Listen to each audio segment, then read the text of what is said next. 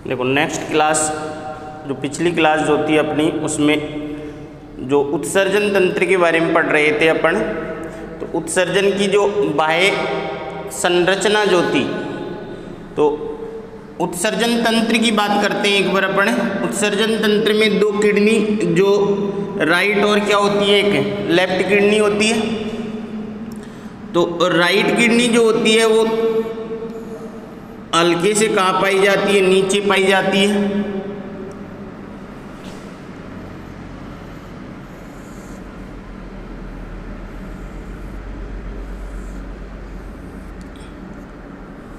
इस तरीके से। अब देखो यहाँ पर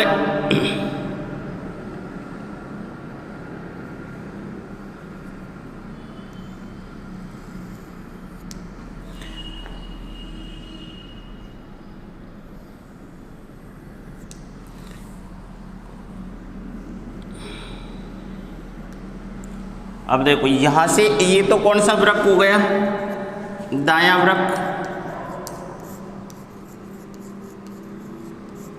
और ये कौन सा वृक्क हो गया, बायां। और इसका जो अंदर दसा हुआ भाग कौन सा है, हाइलम। और इस हाइलम से एक चौड़ी कीपनुमा संरचना निकलती है।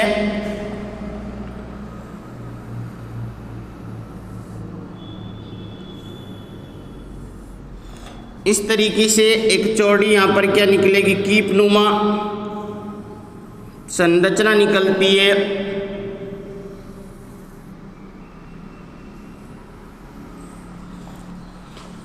और ये संरचना जो है आगे जाकर कहाँ खुलेगी, मूत्राशय में। ये मूत्रवाहिनी है।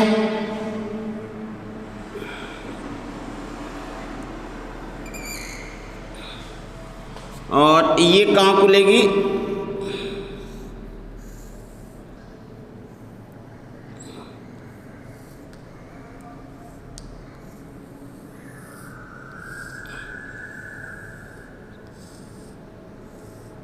इस तरीके से ये मूत्र मार्ग।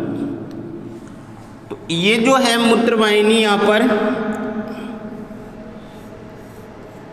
ये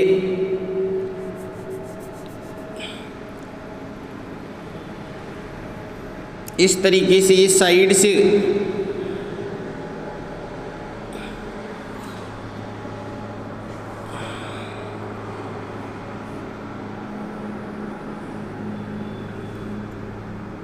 ओपनिंग जो होगी इसकी,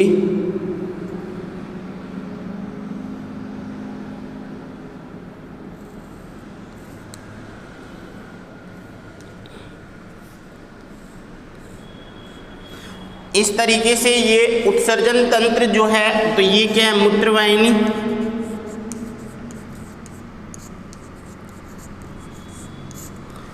तो यहाँ पर ये मूत्राशय में खुलती है और ये मूत्र मार्ग के द्वारा बाहर खुलता है ये। तो यहाँ पर ये भाग जो है ये क्या कहलाएगा, हाइलम, जिसमें कौन कौन प्रवेश करती है, जैसे रीनल आर्टरी है, रीनल बीन, जिसको अपन क्या कहेंगे, वृक्क धमनी। और वृक्क शिरा, वृक्क धमनी जो है वो कहाँ करती है, अंदर प्रवेश करती है। और वृक्क शिरा जो है वो कहाँ होती है, बाहर लेकर आती है रक्त को। तो अगर अपन इसकी बात करें अब किडनी की, तो किडनी की जो संरचना जो है, कल बाह्य संरचना के बारे में देखा था अपन ने। तो किडनी की बाह्य संरचना की अगर अपन बात करते हैं यहाँ पर,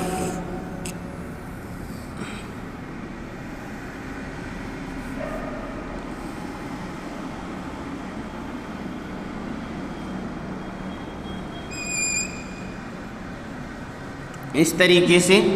तो किडनी की बाह्य संरचना में ये सबसे अंदर ही अंदर का क्या होता है, आवरण, जिसको क्या कहा जाता है, रीनल कैप्सूल कहा जाता है। ये जो संरचना जो है ये क्या कहलाएगी, रीनल कैप्सूल। उसके बाहर यहाँ पर एक आवरण और पाया जाता है जो फैट का बना होता है। ये क्या काम करता है, इसको जो शॉक जो होते हैं उनसे सुरक्षा करने का कार्य करता है ये। तो ये दूसरा आवरण है।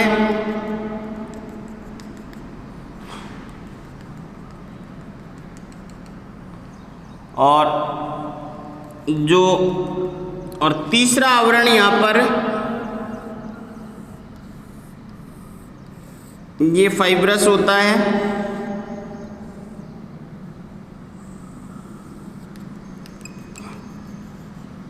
ये 3 आवरण पाए जाते हैं किडनी के ऊपर।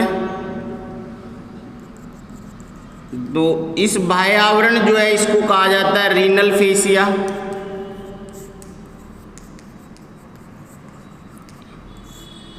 और ये जो होती है ये होती है रीनल फैट, जो आवरण होता है ये रीनल वसा का आवरण पाया जाता है। ये 3 आवरण होते हैं इसके ऊपर किडनी के। और तो बाह्य संरचना की और इसके अंदर का जो भाग है, अगर आंतरिक संरचना की बात करते हैं, अब अंदर की संरचना में बात करते हैं, तो अंदर की संरचना जो है वो 2 भागों में विभाजित होती है। तो आंतरिक संरचना अगर देखते हैं किडनी की,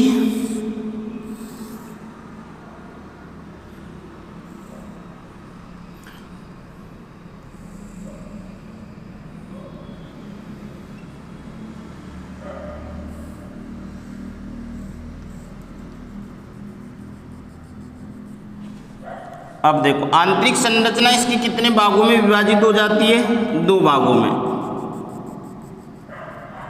इस तरीके से 2 भाग बन जाते हैं इसके। ये भाग जो होता है इसमें छोटे छोटे कण पाए जाते हैं, जिसके कारण ये गहरा भाग दिखाई देता है वर्णकों के कारण। तो जो बाहरी भाग जो होता है इसका वो अत्यधिक गहरा भाग है, और इसे क्या कहा जाता है? Renal cortex. क्या कहा जाता है? Renal cortex.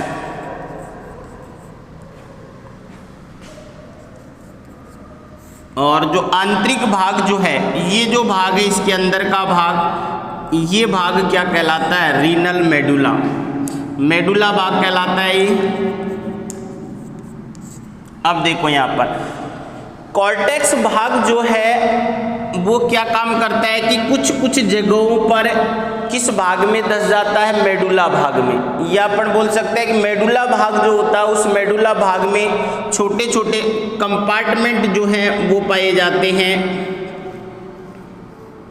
Pyramid shape.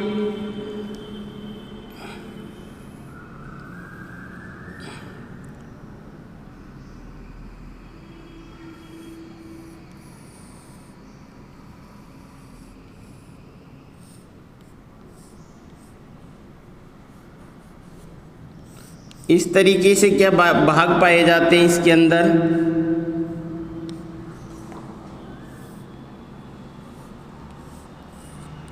आंतरिक संरचना की अगर बात करते हैं इसकी,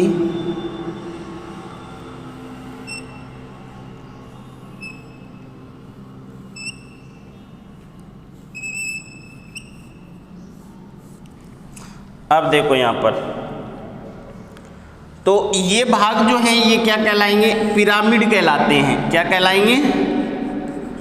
पिरामिड। और इन भागों के बीच भाग में यहाँ पर ये क्या दशा रहता है? ये जो बाहरी भाग जो होता है कॉर्टेक्स भाग, ये इनमें अंदर दशा हुआ भाग रहता है। तो ये जो कॉर्टेक्स भाग मेडुला भाग में अंदर की तरफ दशा हुआ है ये, तो जिसके कारण अलग अलग भाग बन गए, नहीं बन गए? इस तरीके से ये कॉर्टेक्स भाग कहाँ दशा हुआ है? देखो ये कॉर्टेक्स भाग है, और ये कॉर्टेक्स भाग जगह जगह पर कहाँ दशा हुआ है? अंदर, इस तरीके से। और इसके यहाँ पर कौन है? ये मेडुला भाग है, और मेडुला भाग में ये क्या? पिरामिड। तो जो अंदर दशा हुआ भाग है किसका? कॉर्टेक्स का। ये क्या कहलाएंगे? वर्तनी के वृक्क स्तंभ कहलाएंगे। वर्तनी के वृक्क स्तंभ। ये समझ में आ गई? वर्तनी के वृक्क स्तंभ क्या होंगे कि जो भाग मेडुला, ये बाहरी भाग क्या है? कॉर्टेक्स। अंदर का भाग क्या है? मेडुला। तो कॉर्टेक्स भाग मेडुला भाग में जगह जगह पर अंदर की तरफ दशा हुआ रहता है, अर्थात पिरामिड जो है उन पिरामिडों के बीच में अंदर दशा हुआ रहता है। उसी भाग को क्या कहा जाता है? वर्तनी के वृक्क स्तंभ कहा जाता है। क्लियर? अब देखो जो मेडुला भाग है, मेडुला भाग में जो पिरामिड है, ये पिरामिड जो है दो तरह की ओपनिंग होती है यहाँ पर। एक तरह की ओपनिंग में तो ये जो पिरामिड है ये खुलते हैं इस तरीके से, यहाँ पर इस तरीके से ओपनिंग होती है एक तो इनकी।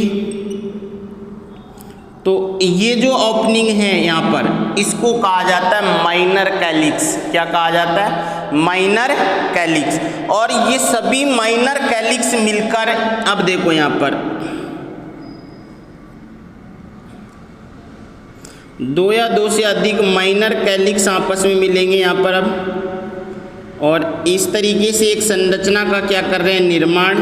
और ये संरचना का निर्माण करके यहाँ पर एक कीप नुमा बड़ी संरचना में खुलते हैं। ये यहाँ पर कहाँ खुलेंगे? ये इस तरीके से एक बड़ी संरचना जो है उसमें खुलते हैं, इस तरीके। अब बताओ, तो ये जो है ये जहाँ पर ये छोटी ओपनिंग हुई ये तो क्या कहलाएंगे? Minor calyx. कैलिक्स ये तो क्या कहलाएगा? Minor calyx. और जब माइनर कैलिक्स आपस में मिल जाते हैं यहाँ पर, तो ये जो ओपनिंग है यहाँ पर ये क्या कहलाएगी? Major calyx. यहाँ पर ये आपस में मिल रहे हैं तो ये क्या कहलाएगी? Major calyx. और ये मेजर कैलिक्स जो है एक कीप नुमा संरचना में खुलता है यहाँ पर। और ये कीप नुमा संरचना जो किसकी है? मूत्र वाहिनी की। और इस कीप नुमा संरचना को क्या कहा जाता है? Renal पेल्विक्स। Renal pelvic.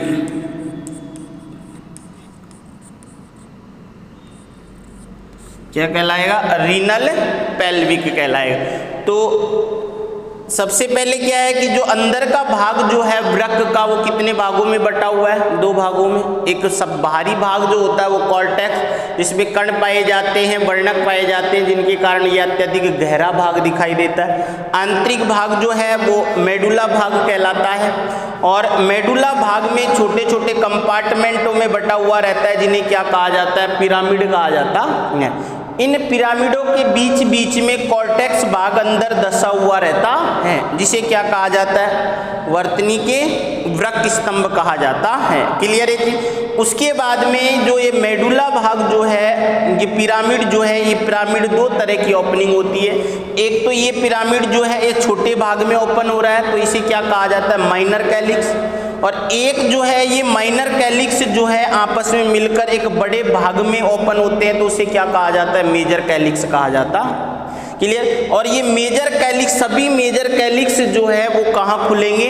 Renal pelvic में खुलेंगे। अर्थात जो मूत्र वाहिनी का आगे का कीप नुमा जो भाग है उसे क्या कहा जाता है? रीनल पेल्विक कहा जाता है। और रीनल पेल्विक जो है वो कहाँ आ जाएगा? मूत्र वाहिनी में। क्लियर? तो वृक्क की आंतरिक संरचना को कितने भागों में बांट दिया? दो भागों में, एक कॉर्टेक्स में और एक है मेडुला।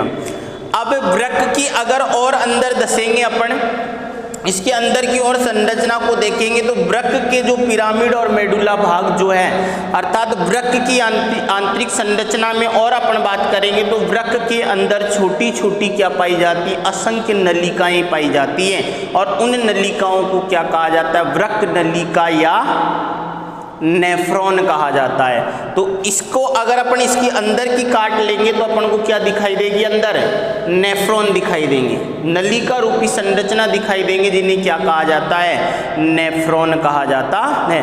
तो नेफ्रॉन की संरचना को बाद में करेंगे। तो यहाँ पर जो नेफ्रॉन जो है उसके अलग अलग भाग होंगे, जैसे मेलपीगी काय है, उसके बाद में समीपस्थ कुंडली नलिका है, दूरस्थ कुंडली नलिका है और हेनले का लूप है। अब देखो यहाँ पर तो कितने भाग हुए अभी मैं वैसे बता देता हूँ कि नेफ्रॉन जो है, अभी अपन नेफ्रॉन के बारे में पढ़ेंगे। नेफ्रॉन जो या वृक्क नलिका, तो इसके कौन कौन से भाग होंगे? तो इसका जो भाग होगा मेलपीगी काय,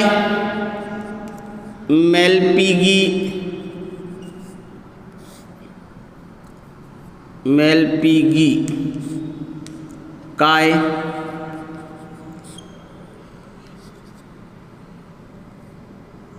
या इसको अपन बोल सकते हैं बोमन संपुट बोल सकते हैं, बोमन संपुट या बोमन कैप्सूल जिसको कहा जाता है। दूसरी अगर बात करते हैं तो बोमन कैप्सूल समीपस्थ कुंडलित नलिका, कुंडलित नलिका। तीसरी अगर बात करते हैं लूप ऑफ हेनले,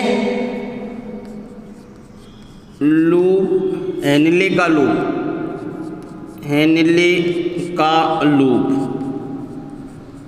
चौथी अगर अपन बात करते हैं यहाँ पर लूप दूरस्थ कुंडलित नलिका, और दूरस्थ कुंडलित नलिका कहाँ खुलती है? संग्रह नलिका में।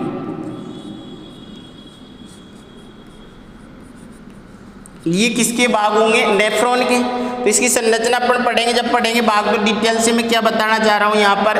तो देखो बोमन संपुट जिसे मेलपीगी काय कहा जाता है, समीपस्थ कुंडलित नलिका और दूरस्थ कुंडलित नलिका जो है, ये तीनों भाग जो है ये तो कहाँ पाए जाएंगे? कॉर्टेक्स भाग में। कहाँ पाए जाएंगे?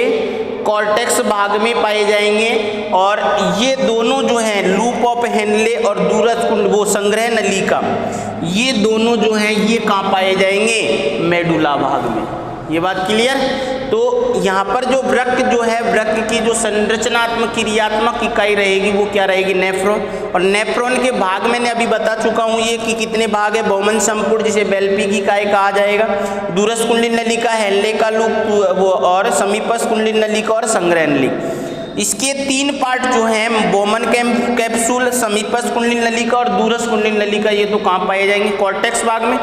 और ये जो है दो भाग संग्रह नलिका और लूप ऑफ हेनले, ये कहाँ पाए जाएंगे? मेडुला भाग में। तो इसकी संरचना की जो होगी, जैसे इस तरीके की संरचना पढ़ेंगे इसको,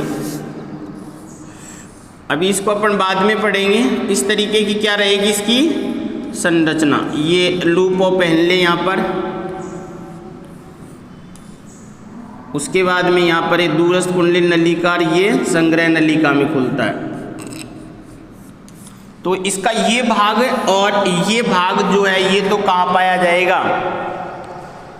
मेडुला भाग में। और बोमन कैप्सूल या मेलपीगी काय और दूरस्थ कुंडलित नलिका और संग्रह नलिका जो है ये कहाँ पाई जाएगी? कॉर्टेक्स भाग में। क्लियर? तो ये वृक्क की आंतरिक संरचना तो अपन ने अभी दोबारा रिपीट करता हूँ मैं एक बार। जो उत्सर्जन तंत्र की बात करते हैं तो उत्सर्जन तंत्र में कौन कौन से भाग है? दो तो किडनी हो जाएगी, एक राइट किडनी और एक लेफ्ट किडनी, दायां वृक्क और बायां वृक्क। दायां वृक्क जो है हल्का क्या होता है? थोड़ा नीचे होता है, बायां वृक्क हल्का ऊपर होता है। उसका कारण मैं बता चुका हूँ कि जो लीवर की स्थिति है वो भी क्या है? बाईं तरफ, दाईं तरफ है, जिसके कारण ये कहाँ आ जाता है? थोड़ा नीचे आ जाता है। इसकी एग्जैक्ट लोकेशन अपन ने कल बताई थी कि जो थोरेसिक 12वें नंबर की थोरेसिक वर्टिब्रा जो होती है, और फर्स्ट नंबर 12 हो गई, उसके बाद में फर्स्ट और सेकंड ये लंबर वर्टिब्रा है जो, तो इन यहाँ पर ये किडनी पाई जाती है। थोरेसिक तो ये हो गई, रीढ़ की हड्डी के पार्ट अलग अलग होंगे ना, तो उसका थोरेसिक भाग जो है उसकी 12वीं वर्टिब्रा और पहले और दूसरे लंबर वर्टिब्रा जो होती है, तो इन तीनों के बीच में पाई जाती है कौन? किडनी जो होती है। एग्जैक्ट लोकेशन ये होती है, वैसे अपन क्या बोल देते हैं? उदर गुहा के पीछे की तरफ। कहाँ होगी? उदर गुहा के पीछे की तरफ, रीढ़ की हड्डी के दोनों तरफ पाई जाती है। उसके बाद में क्या होता है? ये किडनी हो गई। उसके बाद में किडनी से क्या निकलती है? जो मूत्र वाहिनियाँ निकलती हैं, और ये मूत्र वाहिनी जो होती है ये क्या बना, ये जो होती है इसमें 3 लेयर होते हैं, 3 परतें पाई जाती है। एपिथीलियम होती है, मस्कुलरिस होती है, पेशीय जिसको बोलते हैं, पेशीय ऊतक का, और फाइब्रस ऊतक, इनके द्वारा ये 3 लेयर के द्वारा बनी हुई होती है। उसके बाद में ये जाके खुलती है कहाँ पर? मूत्राशय में। मूत्राशय एक थैलीनुमा भाग होता है, तो जिसमें लगभग 700 से 800 ml मूत्र क्या किया जा सकता है? इकट्ठा किया जा सकता है। और यहाँ पर देखो ये ओपनिंग, ये भी ओपनिंग हो रही है, ये ओपनिंग हो रही है, और ये भाग इस तरीके से क्या बन जाता है? ओपनिंग। यहाँ पर 3 ओपनिंग होती है। ये जो मूत्र मारा गया ये भी तो यहीं खुल रहा है, ये भी यहीं खुल रहा है, और ये भी यहीं खुल रही है, नहीं खुल रही है। ये दोनों साइड से इसलिए आती है क्योंकि जब मूत्र का त्याग किया जाता है उसके कारण जब दबाव पड़ता है तो दबाव के कारण पीछे की तरफ वापस मूत्र नहीं जाता है। इसके कारण अगर यहाँ होगा तो ये कहाँ जाएगा, पीछे, तो इसलिए इसकी ओपनिंग कहाँ होती है, साइड से ओपनिंग होती है इस तरीके से। तो यहाँ पर कितनी ओपनिंग होती है, 3 ओपनिंग हो रही है इस एरिया में, एक दाई मूत्रवाहिनी, एक बाई मूत्रवाहिनी और एक मूत्रमार्ग की। क्लियर। ये मूत्रमार्ग जो है आगे सिसन के द्वारा, पुरुष की बात करते हैं तो पुरुष में क्या होता है, सिसन और जनन छिद्र और मूत्र छिद्र दोनों क्या होते हैं, एक होते हैं। तो सिसन के माध्यम से ये कहाँ खुलती है, मूत्रमार्ग जो है सिसन में खुलता है, सिसन के माध्यम से बाहर खुलता है। जबकि मादाओं की बात करते हैं तो मादाओं में मूत्र जनन छिद्र क्या होता है, अलग होता है, जिसके कारण ये मूत्र का क्या किया जाता है, त्याग किया जाता है। अब अपन किडनी की आंतरिक संरचना की बात कर रहे थे तो अपन ने सबसे पहले बाह्य संरचना में इसमें कितनी परतें होती हैं, 3 परतें या 3 आवरण पाए जाते हैं किडनी के ऊपर। सबसे अंदर ही अंदर का आवरण जो होता है वो क्या होता है, रीनल कैप्सूल कहलाता है। उसके बाद में दूसरे नंबर का क्या है, रीनल वसा जिसको कहा जाता है। तो रीनल वसा जो है ये क्या काम करती है, इसको सुरक्षा का काम करती है। और रीनल फेसिया जो है ये सबसे बाहरी जो भाग होता है ये फाइब्रस होता है। उसके बाद में इसकी आंतरिक संरचना की अपन ने बात की तो आंतरिक संरचना में वृक्क की आंतरिक संरचना को कितने भागों में बांट दिया, 2 भागों में, कॉर्टेक्स भाग और मेडुला भाग। कॉर्टेक्स भाग जो होता है वो बाहरी भाग होता है जिसमें कण पाए जाते हैं, वर्णक पाए जाते हैं, जिनके कारण यह अत्यधिक गहरा भाग दिखाई देता है। उसके बाद में दूसरा भाग होता है मेडुला भाग। मेडुला भाग में छोटे छोटे क्या पाए जाते हैं, पिरामिड पाए जाते हैं। उसके बाद में इन पिरामिडों के बीच बीच में कौन धंसा हुआ रहता है, कॉर्टेक्स भाग। उस कॉर्टेक्स भाग जो बीच में धंसा हुआ रहता है उसे क्या कहा जाता है, वर्तनी के वृक्क स्तंभ। उसके बाद में ये जो पिरामिड जो होता है ये पिरामिड 2 तरह की ओपनिंग करता है। एक पिरामिड की ये ओपनिंग हुई जिसमें केवल 1 या 2 नलिकाएं ओपन होती है जिसे क्या कहा जाता है, माइनर कैलिक्स। और जब माइनर कैलिक्स 2 या 2 से अधिक माइनर कैलिक्स आपस में मिलते हैं तो वो क्या बनाते हैं, माइनर कैलिक्स बनाते हैं। और सभी माइनर कैलिक्स जो है वो कहाँ खुलते हैं, रीनल पेल्विक में खुलते हैं। किडनी के अंदर क्रियात्मक इकाई के रूप में क्या पाई जाती है, छोटी छोटी असंख्य नलिकाएं पाई जाती है जिन्हें क्या कहा जाता है, नेफ्रॉन या वृक्क नलिकाएं कहा जाता। क्लियर है। कल जो अपन नेक्स्ट क्लास में जो पढ़ेंगे वो पढ़ेंगे नेफ्रॉन की संरचना, जो इसमें आगे जो अंदर है नेफ्रॉन की संरचना के बारे में। क्लियर।